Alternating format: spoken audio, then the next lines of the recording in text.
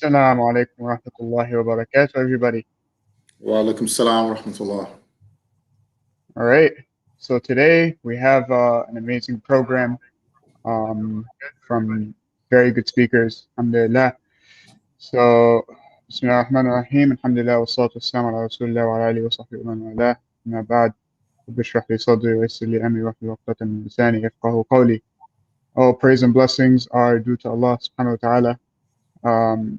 Today, in honor of Black History Month, we had a Black History series, actually, webinar series this month. This is the first installment, and we should have another installment coming up on the 24th, inshallah. Today, we want to talk about the very crucial topic, systemic racism and how it relates to the Muslim community, and what can the Muslim community do to combat systemic racism. Before we get into that, I just wanted to give a chance to both of our speakers to introduce themselves and to, introduce why this topic is really important to them and what their relationship is with this topic. But before that, I realized I never introduced myself. So my name is Musab Sadia. I am going to be our host.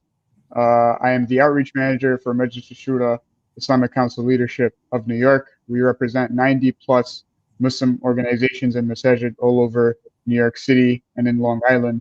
And I'll hand the floor to our first speaker, Professor Sharif Muhammad. Assalamu alaikum wa rahmatullahi wa barakatuh. Bismillah ar-Rahman ar-Rahim.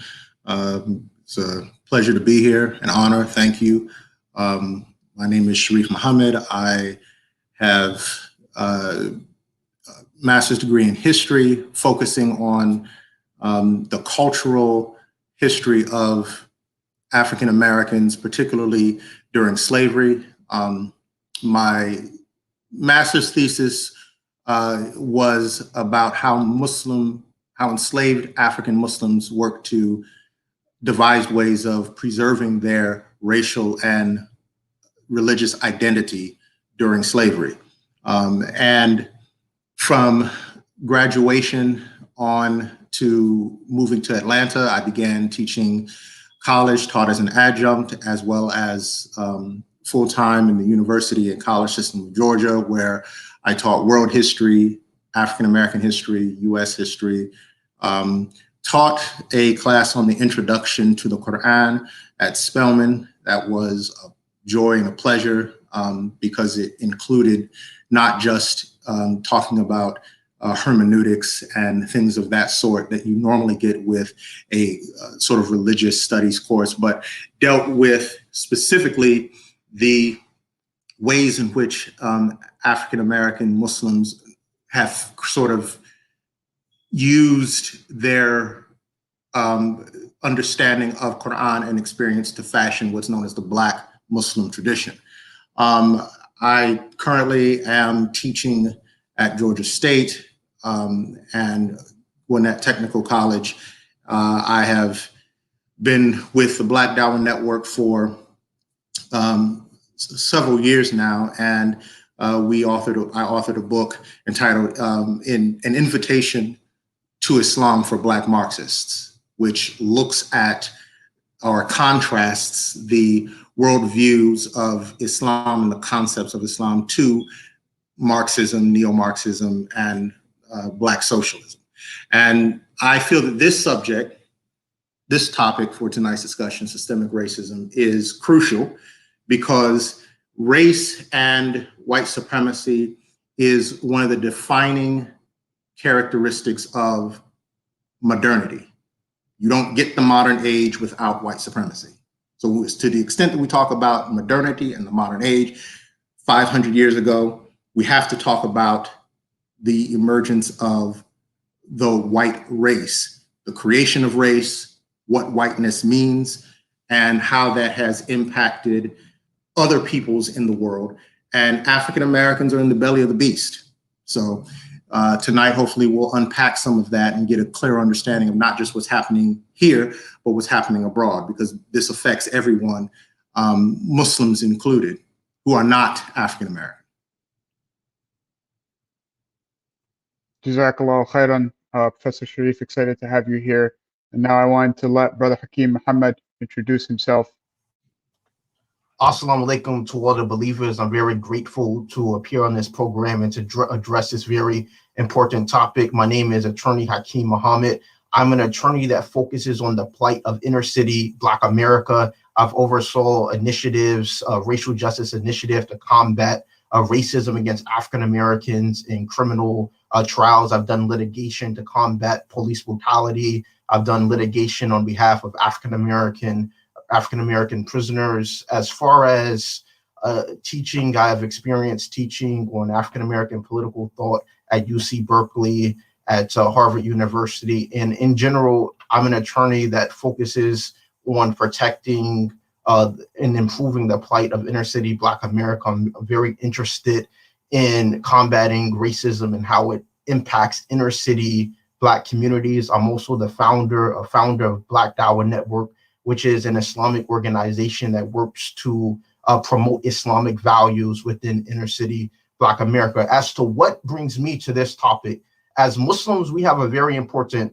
concept that we are to be one ummah, one body. When one part of that body is hurting, the entire body should react with fever. Muslims, especially those who are not African American, they need to understand the history of Islam in this country, that it began with enslaved African, many of whom were Muslims, being brought here against their will. When you look at Kunta Kinte, when he was bowing down to pray on that plantation, another enslaved African came up to him and said, you know, white folks don't want to see you like that. When you read the slave narratives of people like Omar ibn Said, Abu Bakr, they were literally lamenting the fact that Islam may not survive in their families as a result of laws that said Africans must practice Christianity, that Black people have no rights, that white people are bound to respect, and that included the right to practice their own religion, their own Islamic faith. And so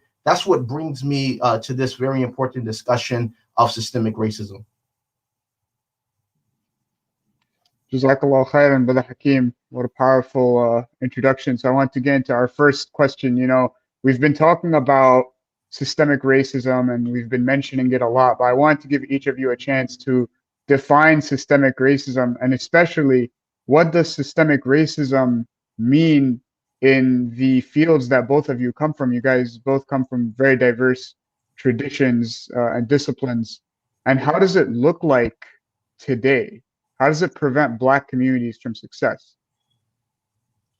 So I want to begin with, I think it's very important that we begin with slavery, which is what this country was founded on. It was founded upon taking Africans from Africa, bringing them here against their will to work. And this had an impact, as I mentioned, on the ability of enslaved Africans to transgenerationally transmit their faith. There were laws that said Africans must practice Christianity, that they cannot practice any other religion other than Christianity. And this emanated from a larger white supremacist ideology that regulated Black people to an inferior status. And so when we talk about today in the modern era, you know, what is systemic racism? We mean to say that it is not an aberration, that it is not an isolated incident, but that it is ubiquitous throughout all institutions of America. The reason why I begin this discussion with the impact of slavery on African people, and including their ability to transgenerationally transmit Islamic knowledge, because there has been a really fringe element within the Muslim community who have tried to delegitimize African American critiques against racism, saying that they are just leftist or that they are just liberal, when in reality, we fight racism because we are Muslim. And so systemic racism on Black people today, it impacts Black people in the criminal legal system, where there was a study by the Exoneration Organization that said that African Americans are more likely to be wrongfully convicted of crime than white Americans. And every crime from rape to murder, African Americans are more likely to be wrongfully convicted. And this manifests itself through police perjury. Police perjury plays a larger role in the wrongful incarceration of African Americans. There's a study by the Western Society of Western Medicine that found that African Americans are subjected to longer wait periods when it comes to getting emergency treatment. The empirical studies on police brutality are very, very clear that African Americans who are unarmed are more likely to be subjected to excessive force than white people who are armed. And so, this continues within the economic system, where most studies, every single study on this topic has indicated that even up into the year 2041, up until decades from now, there is no end to the black-white wealth gap due to the amount of wealth that white people have inherited unjustly from slavery, in which they passed on via inheritance. So this is what we mean when we say white supremacy, and this is what we mean when we say systemic racism. But I'll let my brother Sharif Muhammad, he'll elaborate some more, inshallah. You're on mute, my brother. Okay. To give just a very definite, clear definition of working definition of systemic racism, I would say that it is the policies and behavior of institutions that disadvantage a racial group to the benefit or advantage of another racial group. In this case, Blacks, African Americans, the descendants of enslaved Africans, being disadvantaged to the advantage of whites. Racial discrimination in housing, financial services, underfunding of schools, police brutality, lack of access to adequate health care, and racial discrimination in the criminal justice system all have the impact of producing a permanent racial underclass. And these are what Sylvia Lutmer called the cage wires of systemic racism. So I would say that definition of systemic racism must be understood when we talk about the existence of this phenomenon, so that we don't get caught up in individuals who do not subscribe to racist behavior. We are talking about systems that have a seismic impact on an entire people, that disadvantage one people to the advantage of another.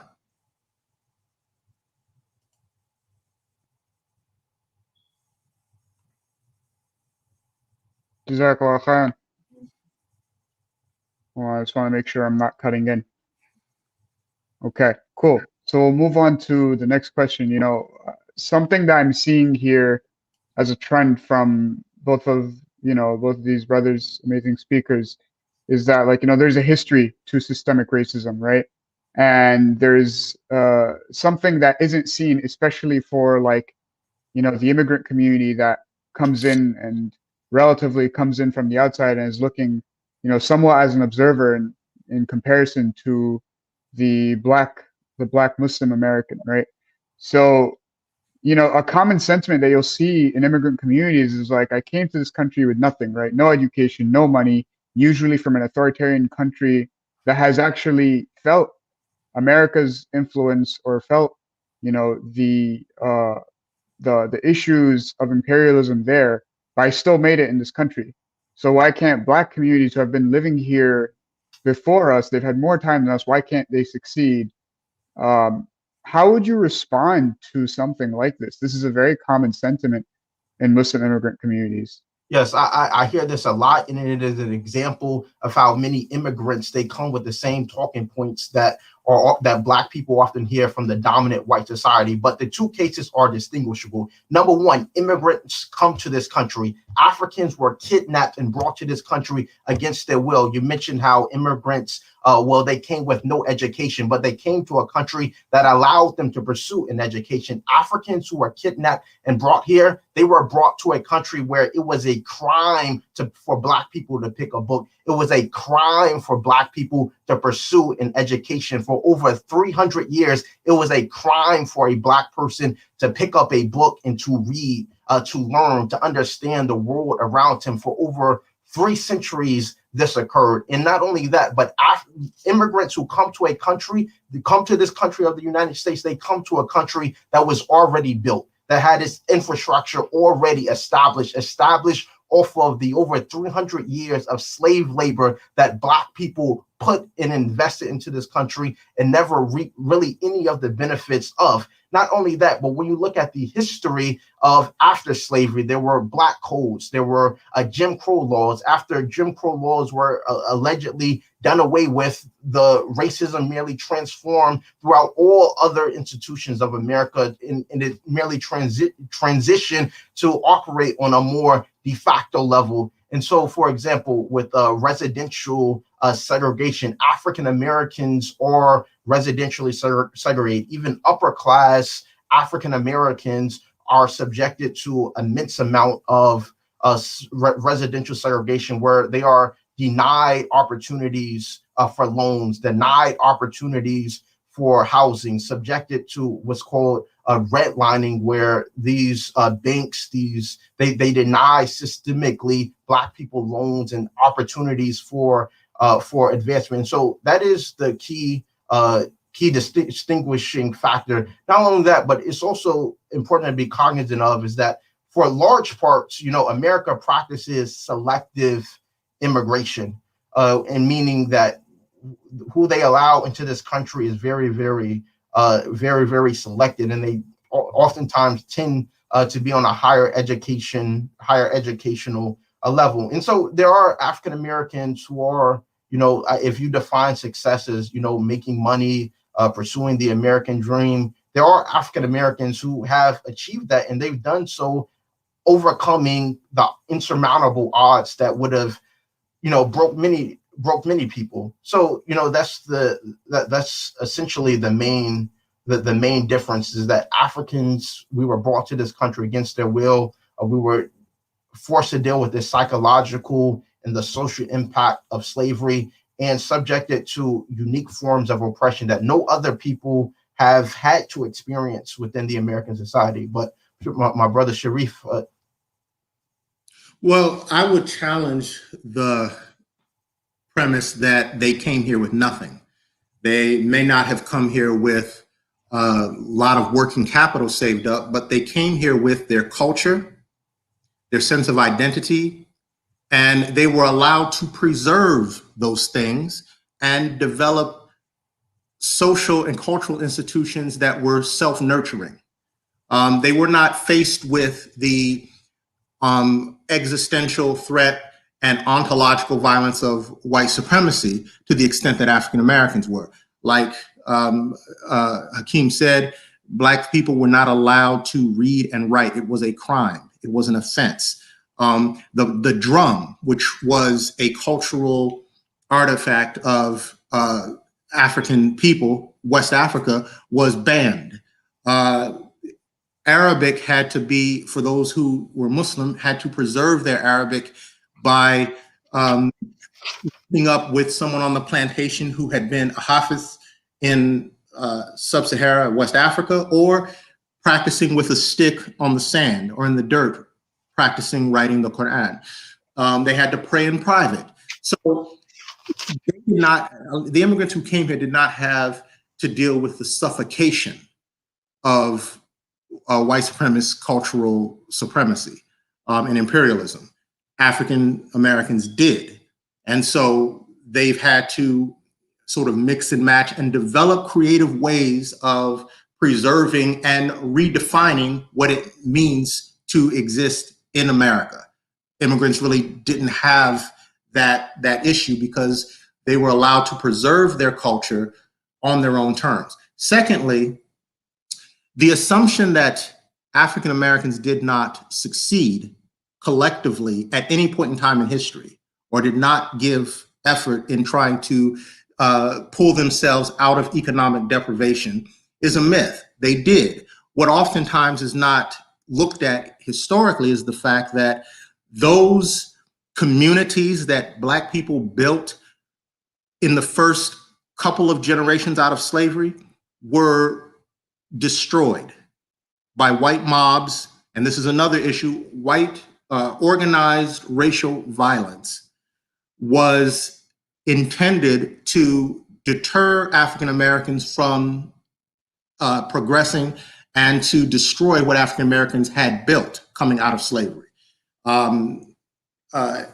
Ella Baker, one of the things that motivated her to get into civil rights was the fact that there was her friend, a black man who owned his own store, which was a major accomplishment during the early 1900s, had the store burned down and he was killed. The objective was, do not try to compete with whites economically.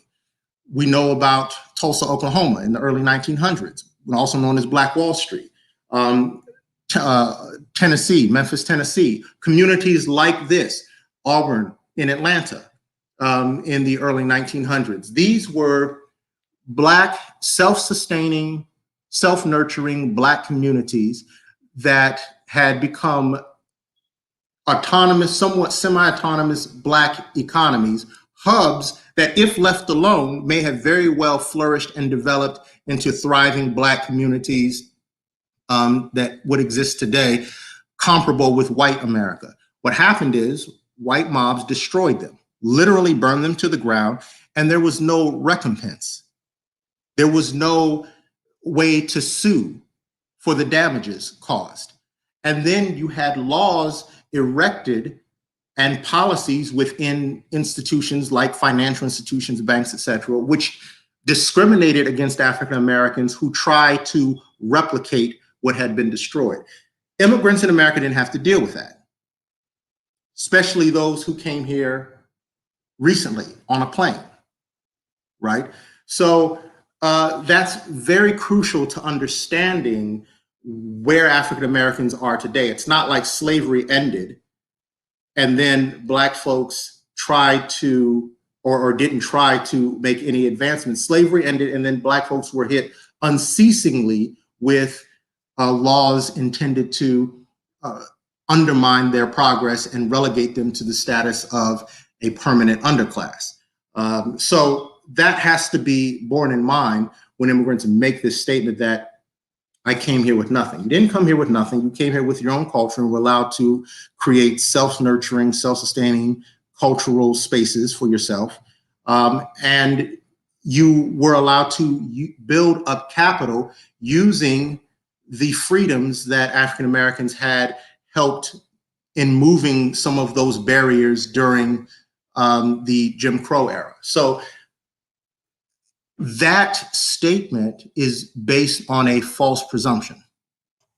And if I could just add to what my brother stated, he mentioned the community of Tulsa, Oklahoma, which was a very economically thriving African-American neighborhood that was absolutely destroyed by white violent mobs. There was an effort by Black attorneys, I know, to try to get people who were the victims of that, Black families who were directly impacted by that, compensation for the loss in wealth that they had. And the court said, the statutes of limitations is up. You can't get any recompense for this destruction. And another thing that's important to find out, to really recognize, is that when people say, success, what they think of the American dream, they tell you to be successful, go out, they tell African Americans, just get an education, and an education is your pathway to success. A study by Duke University found out that Black families who have a college degree, that they only have 2/3 of white families that are headed by high school dropouts. So white high school dropouts have more wealth than Black families with college degrees. White families who completed some college but who dropped out have more wealth than Black families that are headed by people who have postgraduate degrees. And so this convictional statement, just go out and get an education, that's your way up the socioeconomic ladder, that is absolutely empirically false, because this study also found out that the main way that wealth transfers happen is through inheritance from one generation to the next. And so when white people started off enslaving our ancestors for over 300 years and passing that illegally gain wealth down from generation to generation. That is what we need to address. That is what we need to deal with. That is not the black-white wealth gap that cannot be solved through education alone. I would just like to add to that. Lastly, you know, in order for the model immigrant success story to apply to African Americans, in order for that to be relevant to the African American experience, those immigrants would have had to have stayed in their country and achieved the same success there under the conditions and circumstances there that they achieved here. For them to have left, to make hijrah and leave the country with those circumstances, to come to one where those barriers didn't exist, doesn't suffice as an example for African Americans who are in the country in which the barriers that we have yet to overcome are here. So for us, we would have to leave and go somewhere else where racism didn't exist, but the country had the same amount of opportunities, had the same degree of wealth, had the same things to offer as this country does. That doesn't exist. This is the country with the most wealth. This is the country that is the most technologically advanced, and it is a country that we have invested in and built. So this is a incorrect or incongruent experience that doesn't translate.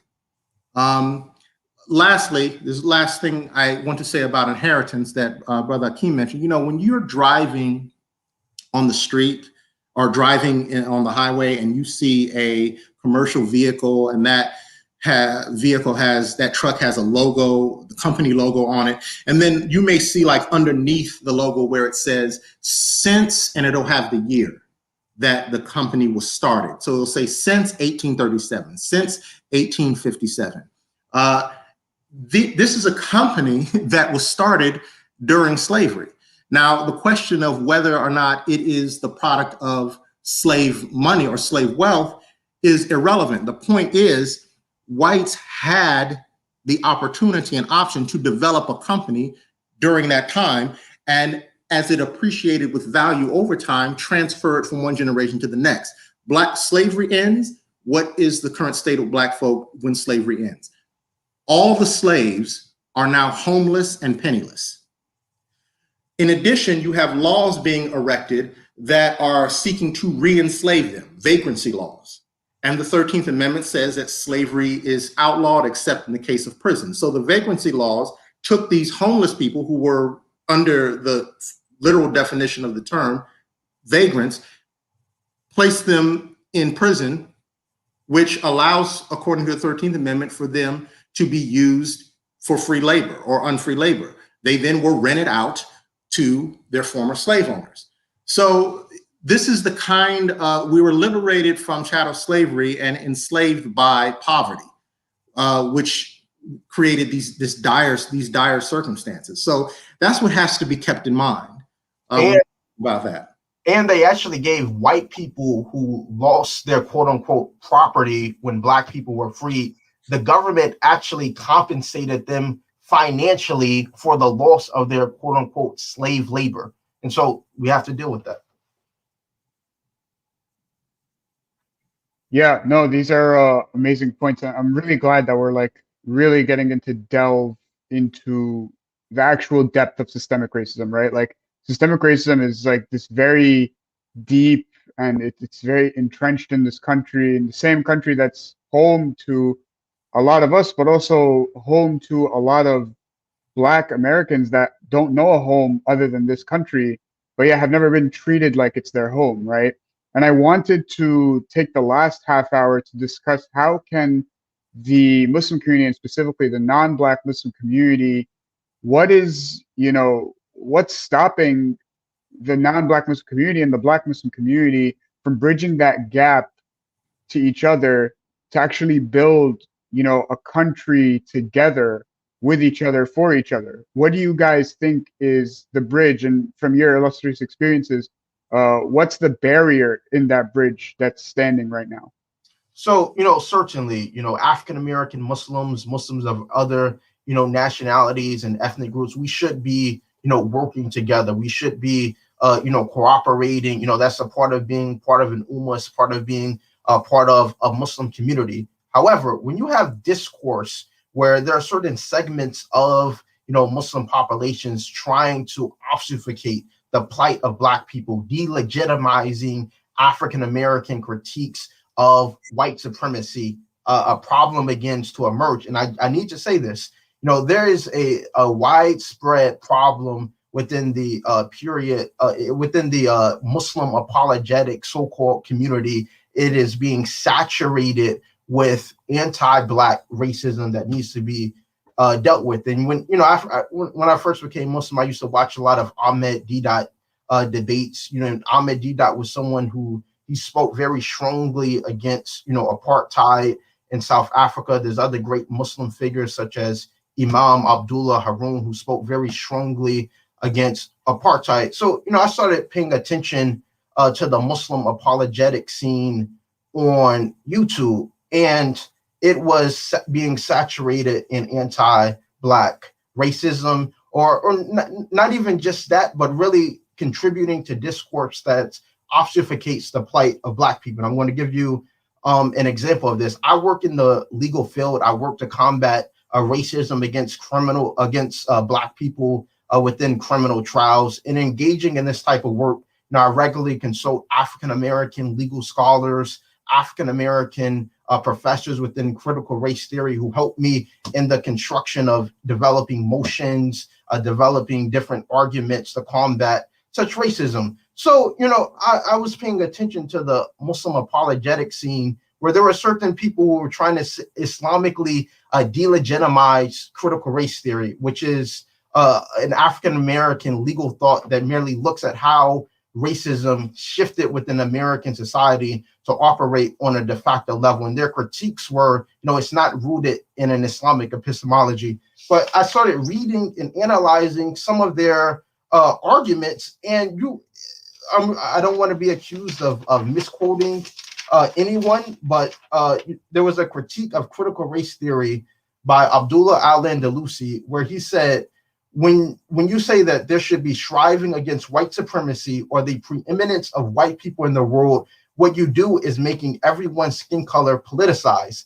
And he goes on to say, not every white American is rich and powerful. Many of them are hillbillies and rednecks. They are poor and looked down upon. They are called poor white trash. Now, while critiquing, critical race theory for saying it's not rooted in an Islamic epistemology, his critique is actually coming from the dominant epistemology of white civil society. And the argument goes something like this: the problem in America is not a problem of racism, but it is a problem of class. When you look at how racism operates within the United States, even Black people who are at a higher economic strata, they live in neighborhoods that are replete with environmental toxins, with toxic waste dumps, and it is due to the history of residential segregation, which impacts even Black people on an upper class level. It is not African Americans within critical race theory or African American legal scholars who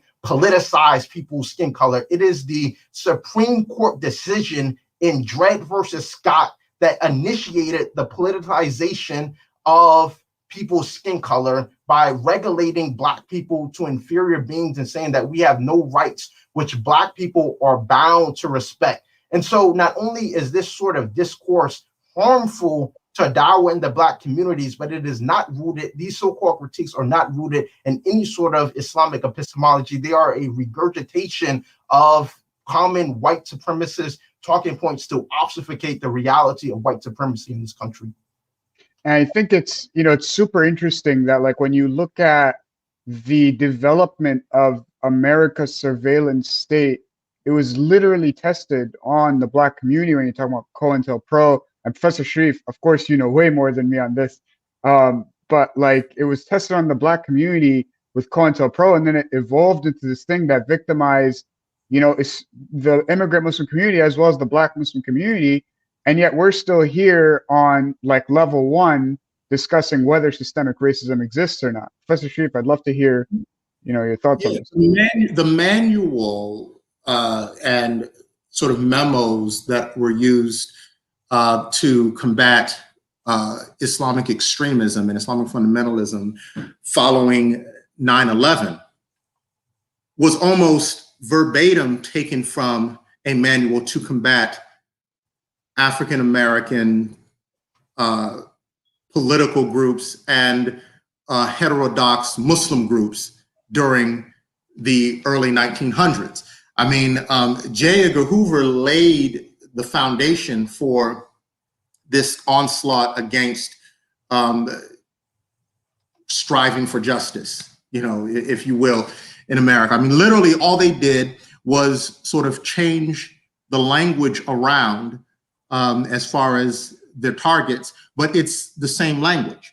And so you have, for example, during the war on drugs, which was, according to Nixon's aide, who admitted that it was intended to criminalize African Americans specifically, those who were anti-war, but African Americans specifically, and the war on terror, right?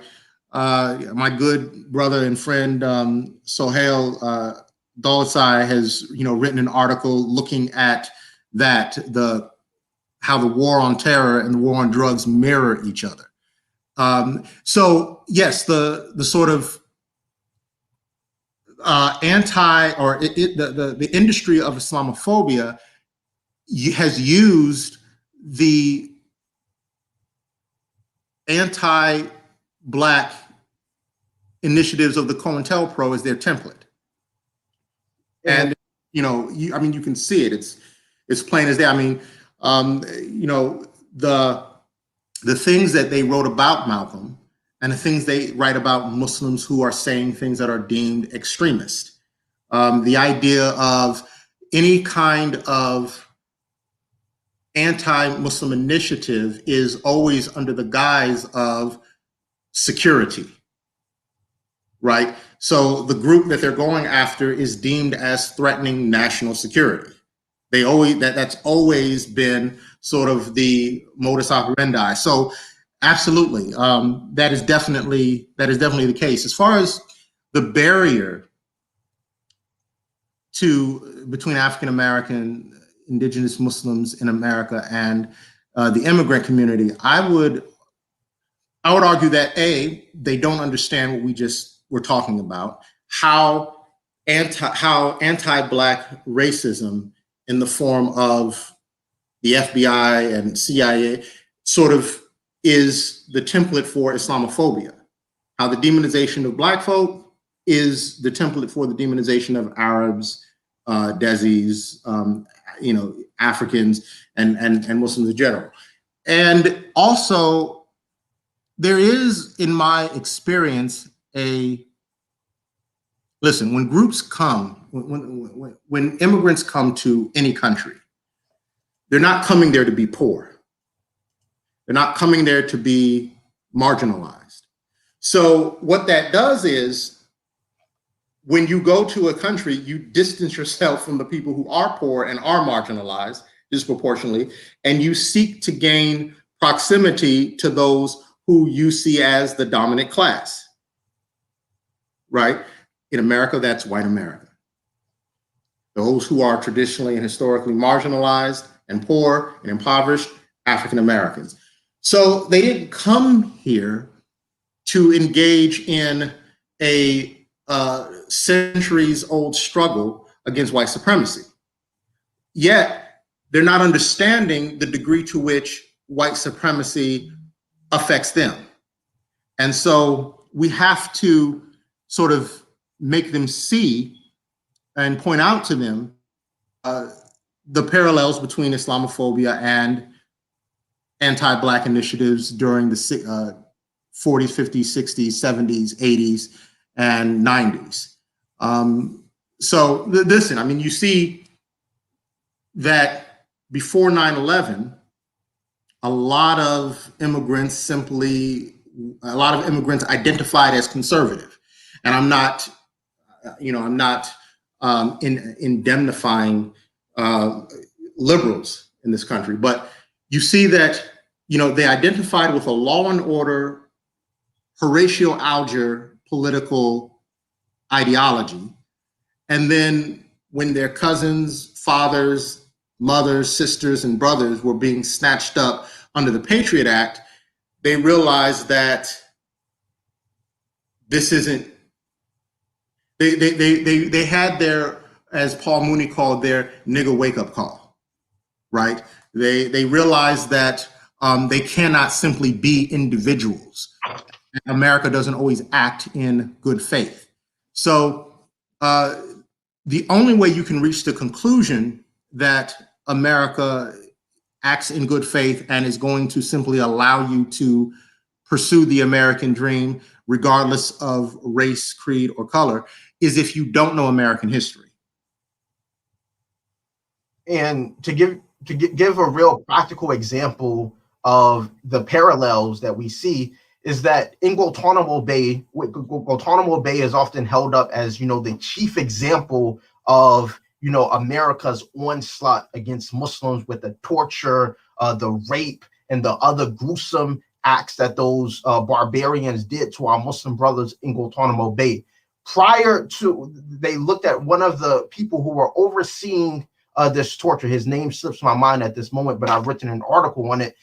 He, before getting that position as to oversee Guantanamo Bay, he was working in the south side of Chicago, and he was torturing Black people. I've worked with the attorneys who did litigation against this torturer of Black people in the south side of Chicago. And one thing that they mentioned is that, when it came to issues of Guantanamo Bay and what they were doing, people believed what they were doing in Guantanamo Bay. But when one of the attorneys that I worked with said that, he was doing the same thing in Chicago to Black people, there were some doubts there. It wasn't believed until they actually had people, coming out and actually bringing more attention to the situation. Abu Ghraib in Iraq. Abu Ghraib in Iraq, where you saw the gruesome images of what these American soldiers were doing to our Muslim brothers in Iraq. They were all sorts of gruesome, heinous acts, stacking them up upon each other as though they were naked. They were putting dogs on our Muslim brothers in that torture camp, all sorts of brutal rape.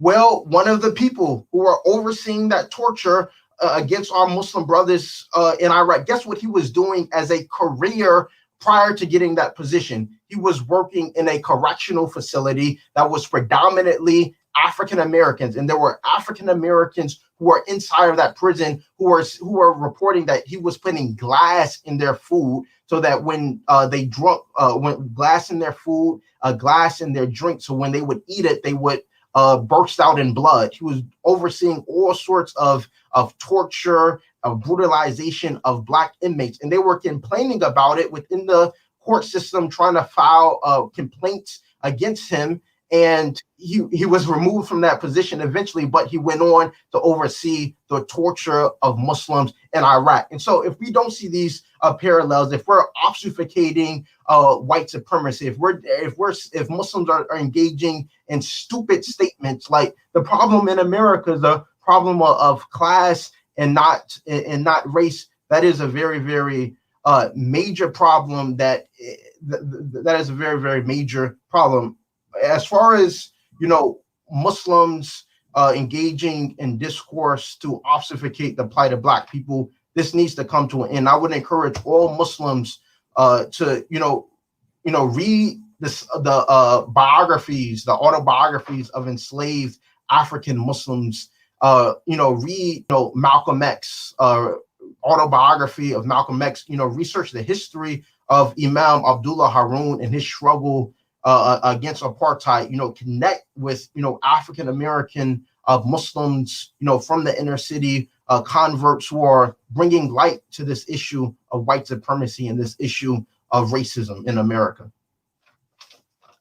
Yeah, actually, I couldn't help but notice in your background, Brother Hakeem, you have many books, the autobiography of Malcolm X lined up behind you, and I was actually wanting to end the program with this final question. That book has no doubt changed my life. I reread it often, And every single time I read it, it strikes me with a new lesson from Brother Malcolm, Allah yarhamu, may Allah have mercy on him.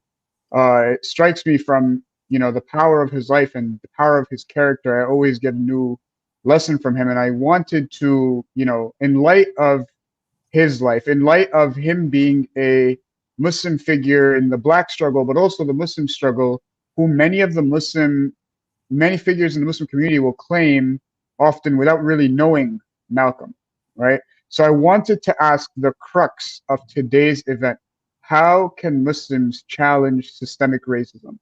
These are pretty much going to be like, concluding thoughts on this very crucial and important issue that honestly can't be given justice in just one event. Well, I was definitely first say, learn about the history of anti-Black racism in America, because it's the template for all other forms of discrimination, Islamophobia included. Don't just take the brochure version of America, which is the version that people overseas may have. In wanting to come here, you have to understand that to whatever extent you're able to succeed in America, you have to understand that African American struggle, that is the fruit of the African American struggle, and still we are the least to receive from our own works and our own labor. So understand American history, that race is the dominant theme of American history. Race is the dominant theme of American history. I mean, political parties were created, wars. Race is always present in any issue that goes on in American history, and it's the dominant theme of American history. To physically combat systemic racism in America, one of the things that you should do is look at those African Americans who are already doing the work and support them. You can support them financially, donations. You can also, and it's also crucial to leave off and not indulge in and embrace the national myths of this country that undergird white supremacy. So leaving off the myth that hard work is enough, and that those who are, African Americans who are disproportionately impoverished, educated, or marginalized are so because of a work ethic. Understand the role that race plays as a potent variable in the seismic impact that it has had on groups. We can provide a reading list to where we can serve as an entry point into this subject, into this issue. And then looking at those African-American grassroots organizations who've demonstrated a success rate at dealing with the plight of African-Americans on the ground. Black Dawa Network has been involved for the past several years in giving shahadas, calling people to Islam, combating the vestments of systemic racism on the ground. The work is being done. So I would suggest definitely those two things: leaving off and rejecting the national myths that reinforce the legitimacy of white supremacy, and supporting those who are already doing the work. And to add to what my brother said, Islam has a very important role to play in the struggle against white supremacy and the struggle against systemic racism. The autobiography of Malcolm X is one of the main reasons for why Islam spread throughout inner city Black America, throughout Black communities. And Malcolm X was also the most vocal and the most unapologetic critic of white supremacy and racism in the United States. And so this is a part of the legacy of Islam within the African American community. Muslims are people who stand against police brutality. Muslims historically are not people who see Black people getting shot down by the police, and they repeat right-wing talking points. This is an aftermath to the legacy of Islam in Black America. When you look at the history of, Malcolm X, the last speech of Malcolm X, his goal was to establish Islamic institutions within struggling African-American communities that were the hardest hit by structural racism. And we see many of these neighborhoods today that are impacted by structural racism, where, their schools are just pipelines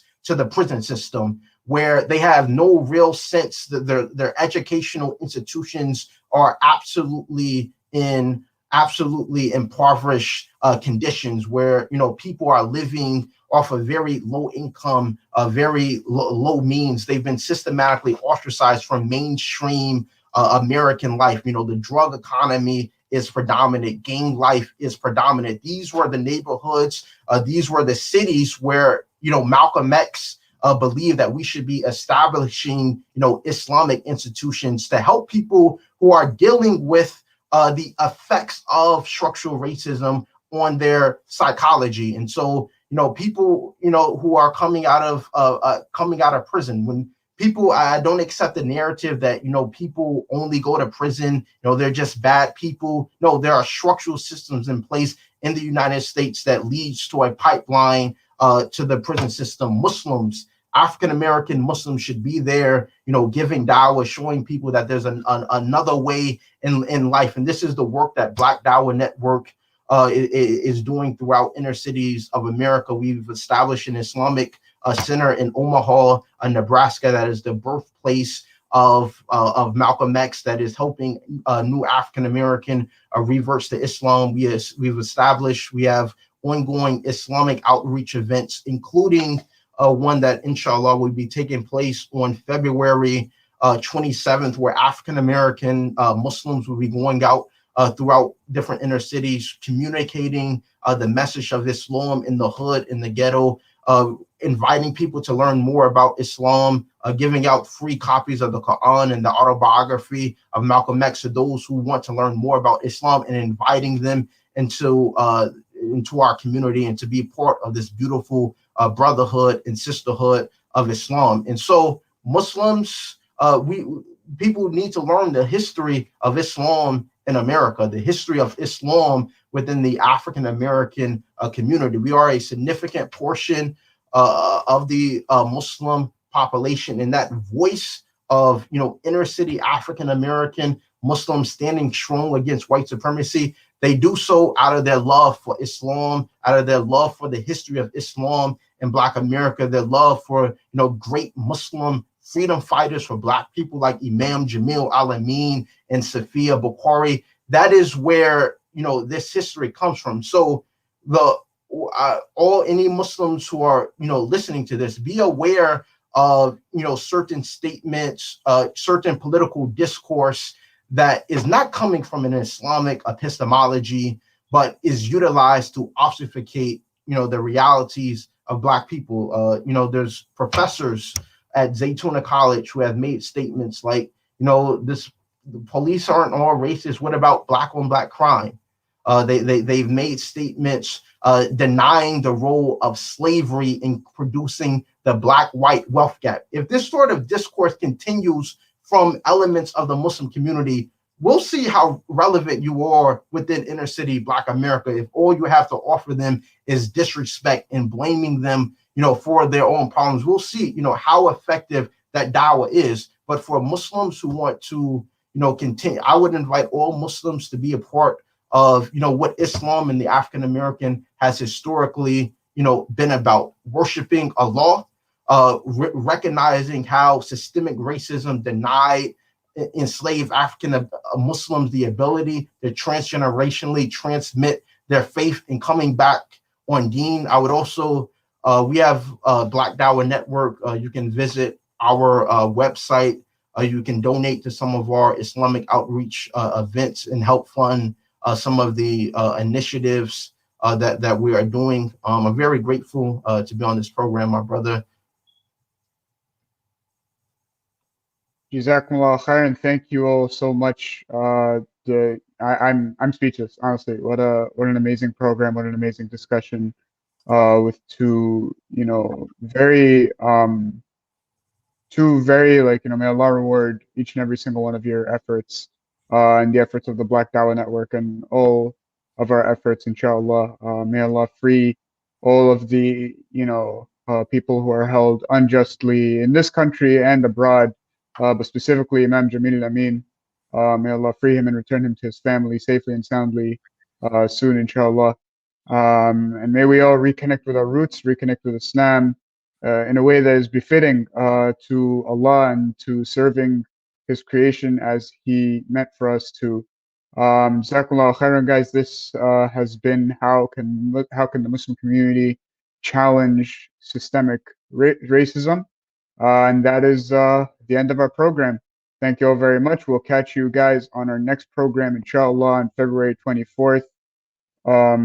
Which you will be seeing, inshallah, on Facebook. Jazakumullah khairan, everybody. Assalamu alaikum wa rahmatullahi wa barakatuh. Wa alaikum salam wa rahmatullah.